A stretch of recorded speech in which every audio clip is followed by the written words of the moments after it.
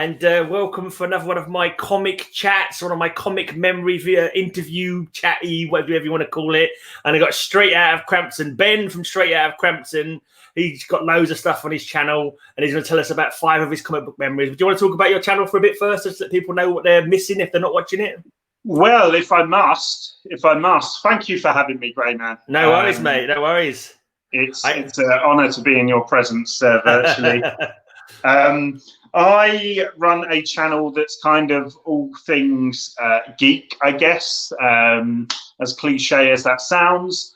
I provide maybe a different type of voice to the one that people might be used to within the kind of comic book community. So if you're coming to my channel, don't expect to take things seriously. That will be my warning to you. But I've got different legs to the channel. So I've got like Crampton's Collectibles, which is, collectibles, Crampton Clips, which is hero clips, minifigures. I've got a ton of them, so it's like little review videos of them, show and tells. And then we have Approved by the Crampton Code Authority, which Gray himself will be joining me on in a few weeks' time.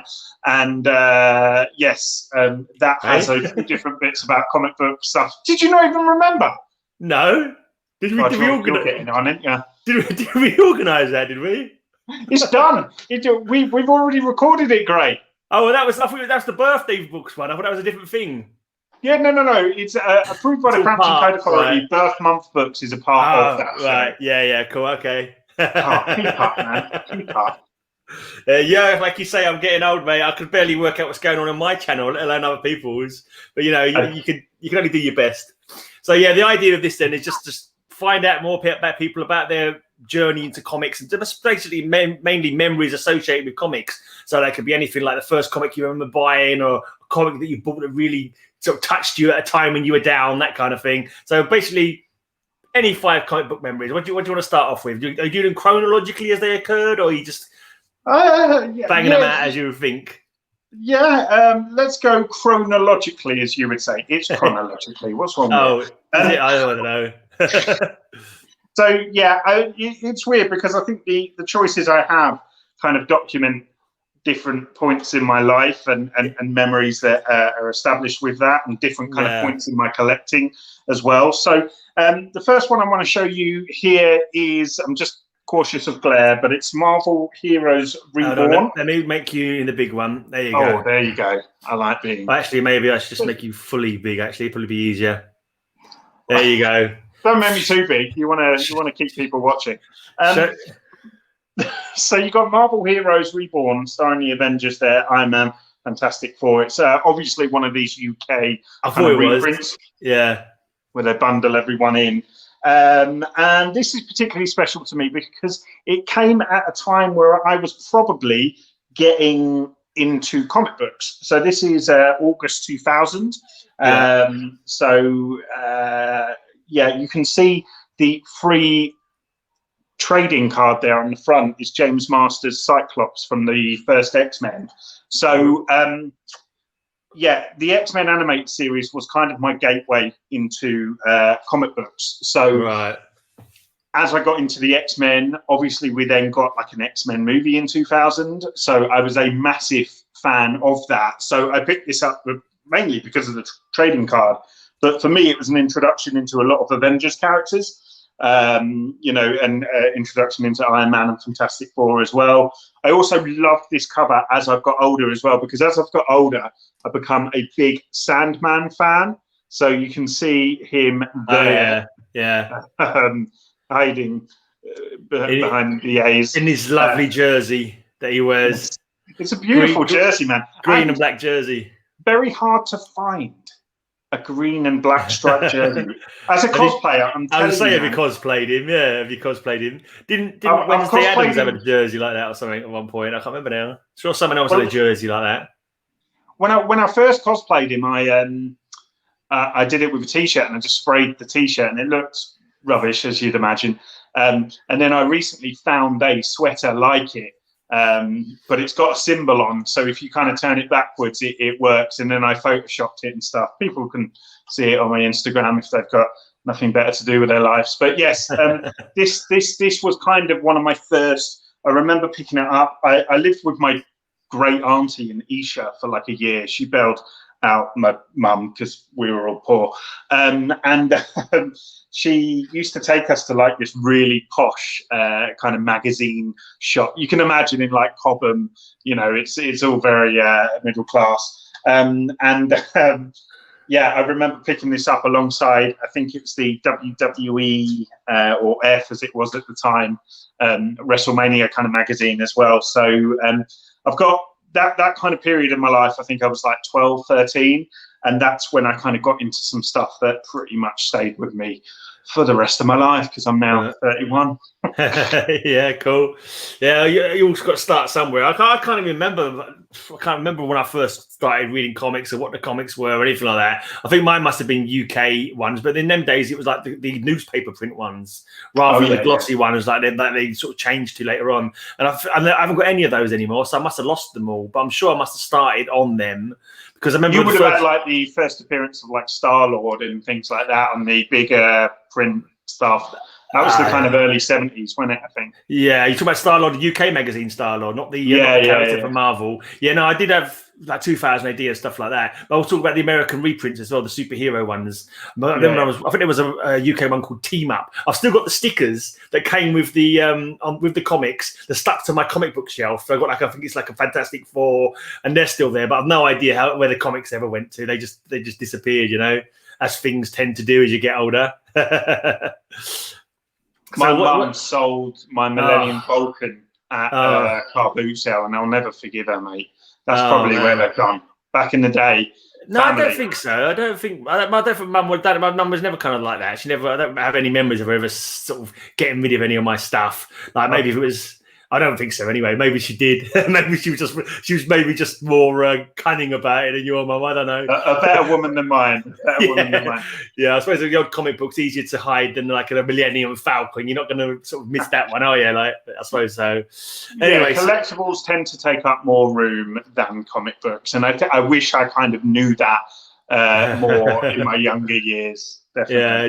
Depends how many you get. So when did you sort of start getting comics regularly? Did you start getting comics regularly at that point? Did you have one that you collected every week or every month or anything? Or was it just here and there? No. I think I was kind of picking up just like the odd ones of these, you know, and those UK, as you say, kind of reprints, which were, to be fair, at that time, you're probably looking at stories that debuted in America over a year ago. Do you know what I mean? So it was kind of old news. But when I was a kid, you know, I didn't look at things in the same way as I did now. You know, I didn't understand all about continuity and about, you know, the backstories of all these characters and things. So I just kind of pick it up willy-nilly, as if you would watch, you know, a random episode of something. But it wasn't probably till I got to university that I think I really got into comic book collecting. So before university, I was at college and I was kind of amongst a crowd that maybe wasn't into what I was into. I don't think until I got to university, I properly met kind of like-minded individuals who were into what I was into. So again, even when I was kind of 15, 16, it was just kind of the odd thing and a lot of kind of internet research on dial-up probably back then.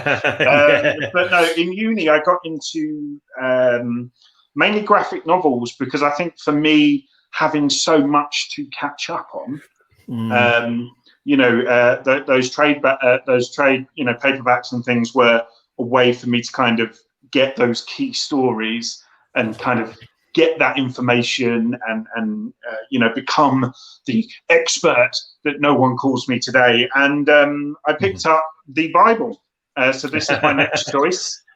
No, I approve. I haven't brought that on just because I think you look like Alan Moore. I keep forgetting that. I don't know why I laugh every time someone says it like I've heard it for the first time, but it still tickles me anyway. Mate, what you need to do, so we've got Comic Idino doing a community chat this evening, the comic book community live at 8 o'clock. What you need to do is you need to get a Watchman badge between now and then and just wear a suit. Put the badge on. Done. Best costume of the night. Yeah, good idea. I need a few No, bigger rings though. He has quite large rings, doesn't he, that he wears as well, like snake rings and shit. He loves the rings. I love a snake ring. So this was one of those books that, it was one of those books that people said you have to get. I was asking these new like-minded people that I'd made friends with, what do I need to pick up?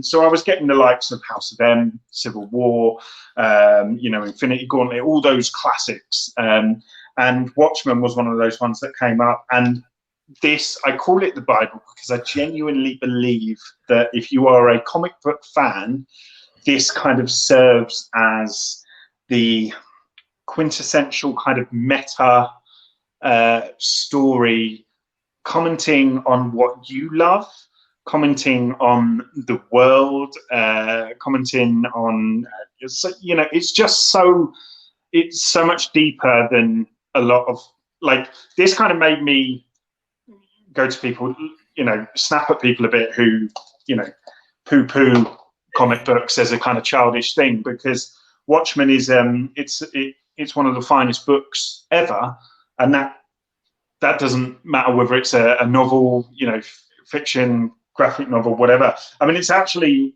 one of Time Magazine's 100 best novels. Yeah. So it is respected, amongst the people who know their stuff. And it just blew my mind. I loved the whole kind of, the mirror of like Night Owl and Batman, and the kind of comparisons as well with like Punisher and Rorschach and all the kind of things that you could maybe and they're just a couple of examples, but the Brian Bolland art as well was just it's just so clean and tells the story perfectly, and Alan Moore's writing. Dave Gibbons, isn't it?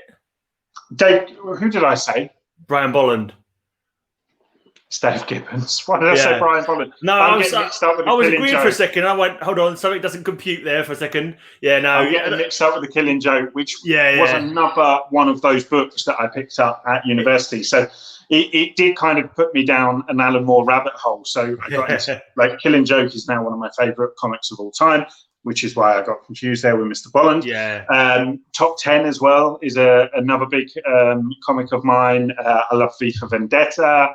From Hell, I've never massively got into as much, but is it From Hell, the other one? That's another one I've not read myself as well, actually. I've not read From Hell.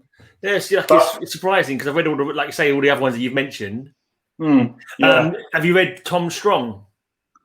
I haven't. Tom Strong's pretty good. That's Alan Moore as well. It's kind of like a pulp character almost, but like a sci-fi kind of pulp. It's really quite good actually. It's like it's not too heavy at all, but it's just good yarns, if you know what I mean. I really like the Tom Strong that I've read, so that's one I'd recommend if you're looking for some more Alan Moore stuff. You had me at Alan. I'm there. Yeah, it's pretty. So yeah, this kind of reminds me of university, really, and between all the various kind of debaucherous behaviour that I was taking part in at university, I would have those quiet times that I had. It didn't happen often, trust me, but when I did have quiet time, I was really educating myself in something that I'd loved since I was 13, but I loved with a kind of naivety. And I think college to university was kind of a turning point for me in that. So yes. How many times would you say you've read Watchmen, do you reckon? Did you, when you first read it as well, did you read it straight through without pausing, or did you read it a little bit at a time? Oh no, it was a little bit at a time. I was too hungover a lot. I found when I first read it, I couldn't put it down. I think I read it all through in one go, like practically. It was like, wow, I just wanted to know what was going to happen, Yeah, I mean, I say I put it down. I mean, it was literally a case of kind of waking up, reading it, going to a lecture, coming back, reading it, going for a night out, waking up, reading it. So, but yeah, I mean, I've 20 plus times maybe. I don't know. But it's one of those things I find when I'm arranging stuff, and I might take it down for a second. I'll have a quick look, and suddenly I'll find I'm reading it. I meant to have a quick look, and now I'm reading to the end of the. No, put it down. I'm busy. In the vortex. Yeah. And I think I'm he gets stick, but I'm a massive fan of the film. I liked the film. I thought the film was really good. I really enjoyed it. Yeah, so Zack Snyder, I think made maybe one of the most accurate panel to movie, comic book films ever. And does that work as a kind of film for the general audience? I'm not sure, but as a fan of Watchmen, it was. I mean, I had to dab down the side of my mouth at various times with drool pooling out because it was just. It was just stunning, some of that, to see some of that up there. And then I had a little tear in the corner of my eye as well watching it. I must admit, I'm like, oh man, so beautiful. For me, it just got me at the opening titles with the Bob Dylan, and then you kind of went through the Minutemen stuff in kind of slow motion. It was awesome. I think the scene that I remember that I saw, I was looking at, I go, that's totally out of the comic book. I was thinking was the funeral scene for the comedian with the gates of the cemetery and all that. I thought that's taken straight from the page. I was thinking to myself. And I particularly love Jackie O'Haley as Rorschach. I think his performance in that film is unreal. Like it's so raw and just Anyway, we could do a whole thing on Watchmen. We really could. But I mean, go to number 3 then. Like there was the animated as well. They did like an animated comic, so it's basically just the comic, and they just kind of moved the panels and gave voices. That was great. Yeah. And then the new series is just absolutely blew my mind. If you haven't seen that, it puts some really big twists on it, but those twists are really kind of similar to a lot of the themes that Watchmen explored, and I think Watchmen was about commenting on the world, and this new Watchmen series comments on the world as it is now. And that for me was really interesting. So I've not found it yet, like on a like a streaming platform that I've currently got, if you know what I mean. So hopefully one day it will come onto Netflix or Prime, and I'll be able to watch it. Mate, everything goes on Netflix eventually. Yeah, hopefully. One day BBC News will be on Netflix. Or just not repeats. Yeah, true. Now the next comic that holds a memory for me is Batman Detective Comics, and this is issue 475. So this is, of course, the iconic story where we have the laughing fish, or the first kind of appearance of those, laughing fish, where the Joker kind of poisons the water in Gotham and such. Yes. Now I loved. I'm a massive Joker fan. Like Joker for me is just such a kind of interesting, vibrant, fun, disturbing. You name it, you can kind of go down so many routes with that character.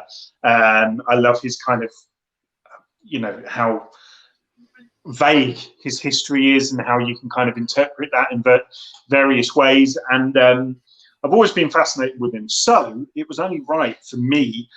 The first tattoo that I got on my arm, which is now kind of pretty much 2 sleeves, was a full Joker. So just going to try and show you, but don't know whether you can see that.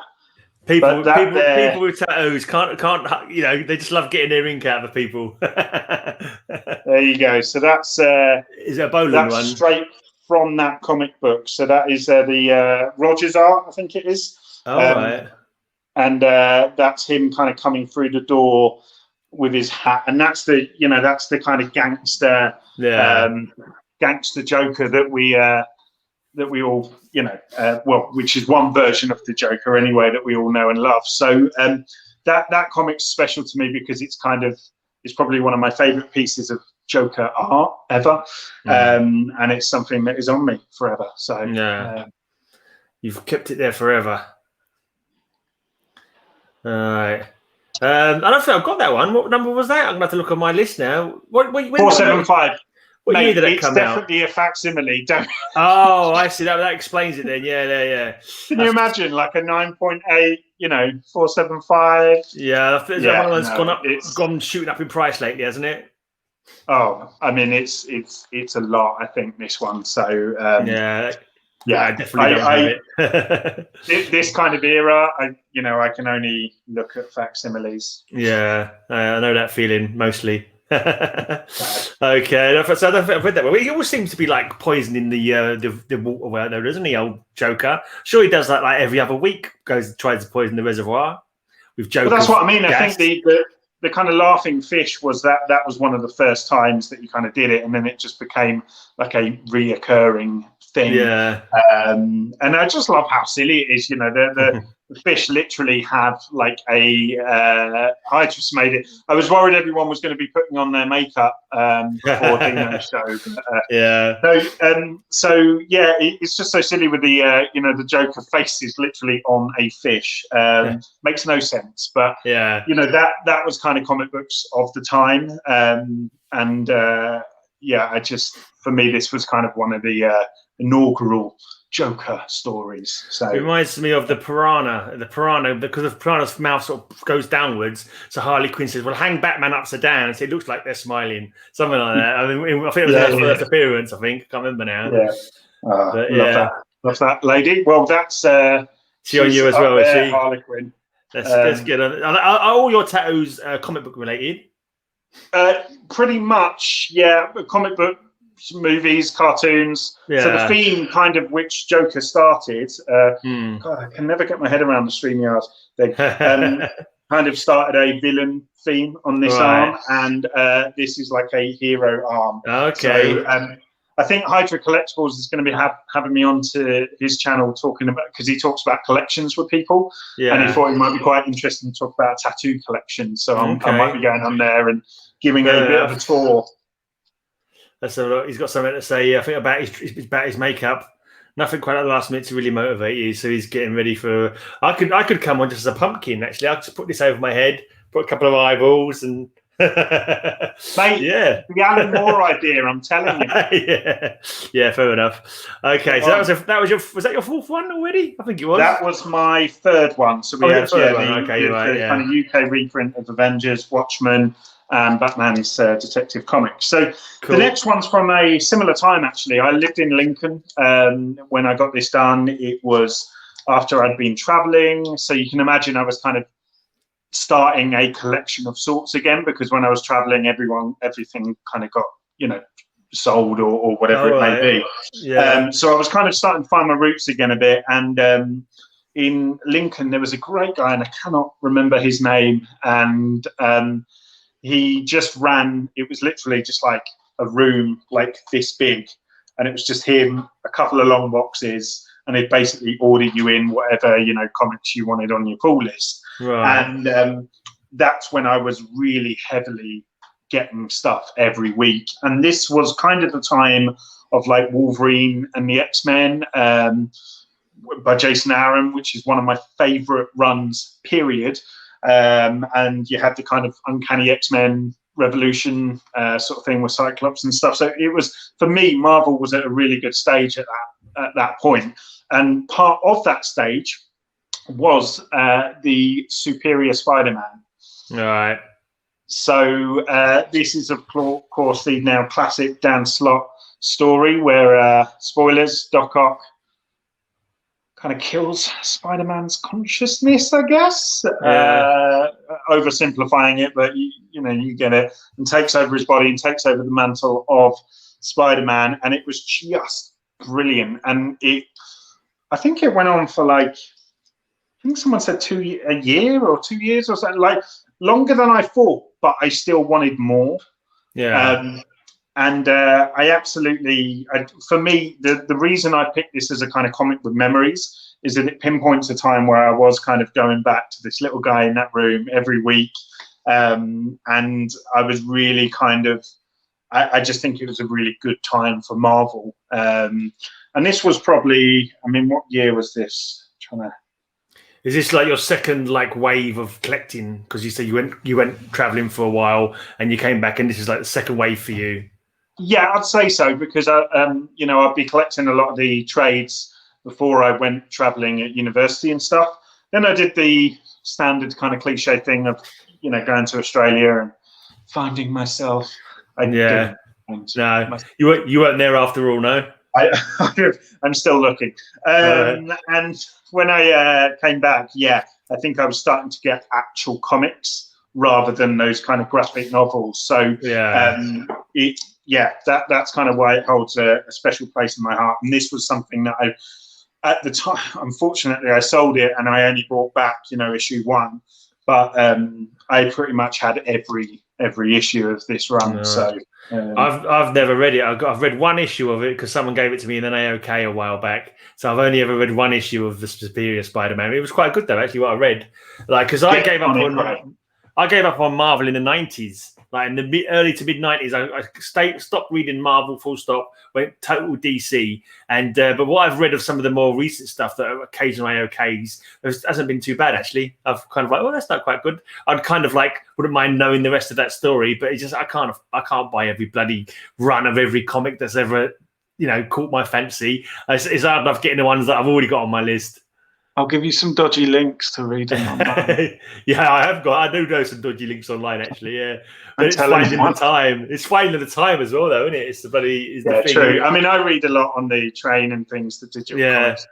And my wife don't get it because I'll order a physical comic, and then I won't get it out the wrapping, and I'll read it online. Like, what are you doing? I'm like, well, I don't want to ruin the comic by making it a reading. It's cheap. They don't get it. People don't get it. I've never been like that myself, actually. I've always been on to read the comics. When I buy a comic, I'm going to read it. But when I've bought a couple of more expensive ones, like now sort of collecting and know about the keys, I am worried about reading them ones, to be honest. I get kind of I'm just scared getting it out of the package almost because I know it's worth a couple $100 or whatever, and I'm like, I hate that. I hate that culture, to be fair. So I hate saying that because I hate that whole culture. The CGC thing goes right over my head. But I think as the way I collect is very all right. Hydra showing off again, standard. The way I collect is very sporadic. It's like, oh, I love that run, so I'm going to buy issue 1, or oh, I love that cover, so I'm going to buy that cover. Oh, I love that character, so I'm going to try and get their first appearance. So I'm very kind of sporadic now. So when I do pick up something, it's often something that's going to mean a lot to me. So I don't want to get it out, and I will just read it online because it's easier. So yes, that's that. So that's 4. Do you want 5? Might as well, yeah. Unless you got anything else you want to branch off on. Might as well. Yeah. Might as well. I thought you'd show more anticipation. Unless there was, I was meaning rather than you was I thought you had something else you wanted to say before you got to number 5. But yeah, I want to get to number 5 eventually. But if you've got something else you want to say before then not really. I mean, all I would say is that you need to read Superior Spider-Man. I think if I could recommend some more Marvel modern age stuff. Have you read Civil War, the Mark Millar original? No. So that nothing after 93 or something like that. I haven't read anything from Marvel. I think I did buy a trade of the Thunderbolts. The first lot of fun. I quite like that first lot of the Thunderbolts when they revealed to be the Brotherhood of Evil and that kind of thing. It was Baron Zemo and various people. That wasn't too bad. Yeah. But I was going to say. Cosplay. What's your first cosplay that you did? Because you seem to cosplay quite a lot of different characters. But what was the first character you said, I love this character so much, I'm going to dress up like them? So I kind of got into costuming in a weird way. Again, university was kind of a turning point for that. So at university, the culture would be that you'd dress up often on Friday night. There'd be a themed night or whatever. And then on a Wednesday night, the sports teams would all have different themes. All the teams would have different themes. And believe it or not, I was on the athletics team. I know I don't look like it. People think I was on there just for the girls. And they're right. But so I started to dress up really intensely at university. So I did Two-Face and things, but I proper go for it, a lot more than someone would just on a night out. But my first Comic Con kind of official cosplay, I did Nick Fury, classic Nick Fury with the white sideburns. And it was really basic. I basically just wore a suit. I had a long kind of black coat that I glued a Shield logo to. I glued a Shield logo to the tie, and I had the eye patch. That was it. You have a cigar? I had a cigar. Yes. Yeah. Okay, cool. So when you say athletics, do you mean track or field? Oh, mate, I don't know. I just told you I was in it for the girls. Okay, and then all I right, was then. out. I could see you I'd go as to like a training, shot I'd putter or stand something on like the that, side but and have a not packet of running. crisps, and then Right, I'd go for the night out. Like, yeah, it was, there was this thing on a Wednesday where, you'd call them socials, and the teams would all go out and stuff. And piss I up. just, basically. Yeah. Yeah. We all have them. We haven't got to be in athletic teams to do that. No, well, true. To be fair, I mean, I was part of that. I was part of the Performing Arts Society, Right. obviously. Is that just so you can have a different piss up every night? Well, I was very lucky. I feel really blessed because at university I had so many different pockets and types of friends. So I had like a house that was all like stoners that I'd just go round to and play Mario Kart amongst other stuff. And then I'd have like my lad mates who I all lived with, and they were kind of a bit of a pick and mix of lads. And then I had my like geeky friends that, we'd go to Comic Con and stuff. And then I had like my performing arts friends who were all, unicorns and fairies. Right. So, I was very blessed to have a variety of different people. A mixed bag. Yes, Cool. Indeed. But yeah, so Superior Spider-Man, that's my fourth. Right. Fifth and last memory. So this one is very recent. I think I'm kind of looking at it from the perspective that it will be more of a memory down the line because now it's very fresh. Right. And that is X-Men Gold number 30, specifically this variant cover here. Right. So X-Men Gold number 30. So this was the issue where Colossus and Kitty, spoiler warning, were supposed to get married. They did a Batman Catwoman, didn't they? Yeah, both, right? And so this is why it's quite funny as well. So the reason this is a memory is because I got married the same year. And pretty much, I think the same, like, when was this? Does it say? No, but I think this was around summertime, and I got married summertime as well in August a couple of years back. So it holds a very special memory because for me, anyone who knows me knows that Colossus is my favorite character. Yeah, I've heard you mention it on your channel. Of all time, Marvel, DC, I just love him. And I love his relationship with Kitty. I love Kitty. I love the kind of the story of these guys and how it's evolved and how it's kind of had its, trials and tribulations. And this cover from J. Scott Campbell is, I love J. Scott Campbell's work. I think this proves as well that he doesn't just do sexy. I think he gets a lot of stick because his stuff is sexy, but this is heartfelt. This is tender and this is lovely and full of character. And I really, really enjoy this. So what we had at the wedding was this actually displayed in a frame. And we had that alongside the Catwoman and Batman issue as well. So the irony is, both weddings didn't even go ahead. Yeah, I was going to say that was tempting fate almost, wasn't it? Probably not a good omen. No. But yeah, obviously as a cover and as a book, that will hold a special place in my heart forever now. So that's my 5. Cool. That was good, mate. That was cool. Good stuff. Yeah. I thought I remember reading that Colossus was gay all of a sudden, or was that in a different world or something like that? Am I mistaking him for another character? Yeah, so in the Ultimate universe, right. I think he's gay or bisexual or something. Right. I'm not sure, but the thing with the Ultimate universe is they're different characters. Yeah. It's alternate world, isn't it? So. Yeah, and I kind of, I actually equally kind of loved their interpretation of Colossus. The thing with Colossus that I love is that kind of juxtaposition of a physically imposing, almost monstrous, metallic man who's impenetrable and can launch you across a room. And yet this guy is super sensitive. He's an artist. He's a big brother. He's a protector. He's polite and gentle spirit. He's like a farm boy as well, and he's like a farm boy, like out from the exactly from a Russian farm. He's a simple guy, and I think I've always really enjoyed that. I mean, God, you could probably look into the psyche of it and lock me away, but I've always been really drawn to these big, impenetrable characters, you know, and I don't know whether it's because I've always kind of wanted that feeling of being. I thought it was little punk boys that you liked. Oh, I do like little punk boys as well. It's both ends of the scales. It's either skinny little punk boys or like absolute beefcakes. Nothing in between.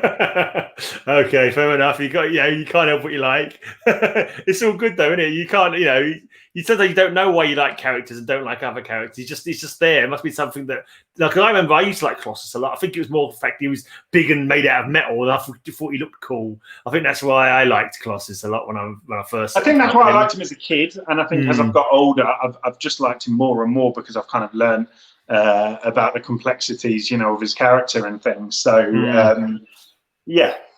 I think Venom may have picked up on the underlying nuances of your sentence there. I'm not sure if he's actually been to psychology school or anything like that, but it's possible. Anyway, so thanks for coming on and sharing your vibe of your comic memories. So I'm also doing music memories as well, if you want to come and do that at some point. And anyone in the chat wants to come and talk about their comics memories or music memories with me, get in touch on Instagram or my Facebook. Link should be down below probably. And basically anyone from the community, because I'm just happy to have chats with everybody and anybody. So and you've got it was cool. It's good to hear like people, and also to learn about other comics, for example, and to get other people's impressions on comics and characters and so forth. You've got another stream in an hour, haven't you? An hour starting on Comic Odino's channel. So I think I'll be going into the briefing room soon. I'm going to get changed into my mystery costume, so please stay tuned into Comic Odino's channel at 8 o'clock for that. Yeah. And my channel, we've got a ton of Halloween stuff going on. And my last 2 horror fan chats are going live next week on Thursday and Friday at 5 o'clock. So you do nearly as many videos as I do, I think. Not far off it. It was initially 3 a week. It's kind of gone to 2 a week for now. Oh, okay. If I ever have like an extra one, I'll do it as like a cheeky extra one. But as long as I can kind of get 2 out a week, I'm kind of happy with that. Not that it matters, because no one cares. Oh man, I try and watch your videos, but I've tried to watch everyone's, but I can't watch it.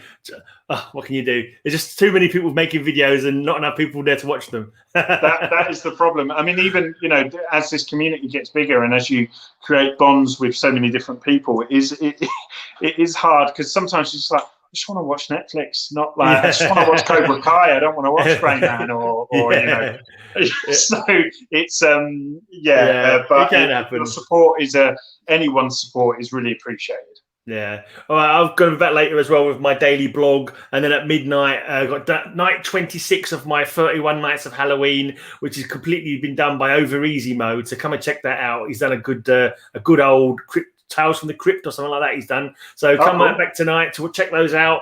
And anyone wants to come on, talk music with me, talk comic books with me, then feel free to do that. I'm also taking volunteers for future Cover Slingers showdowns, which I do on Saturday. So get in touch if anyone wants to appear on anything on my channel. And good night.